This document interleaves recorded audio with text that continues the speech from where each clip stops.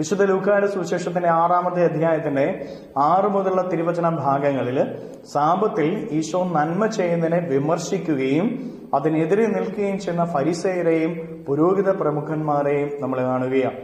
നമ്മുടെ ജീവിതത്തിലും ഇതേ അനുഭവങ്ങൾ ചിലപ്പോൾ കടന്നു വന്നു എന്ന് വരാം. നന്മ ചെയ്യുവാനായിട്ട് ആഗ്രഹിക്കുമ്പോൾ പല പ്രതിസന്ധികളും നമ്മുടെ ജീവിതത്തിലേക്ക് കടന്നു വരാം.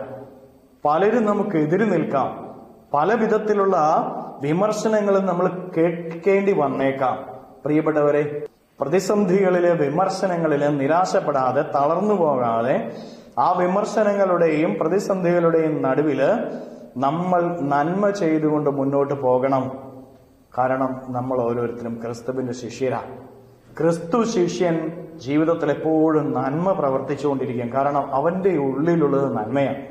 ആ നന്മ പ്രതിഫലിപ്പിച്ചുകൊണ്ടേയിരിക്കും. അതിന് തടസ്സങ്ങളുണ്ടാകും, പ്രതിസന്ധികളൊക്കെ ഉണ്ടാകും.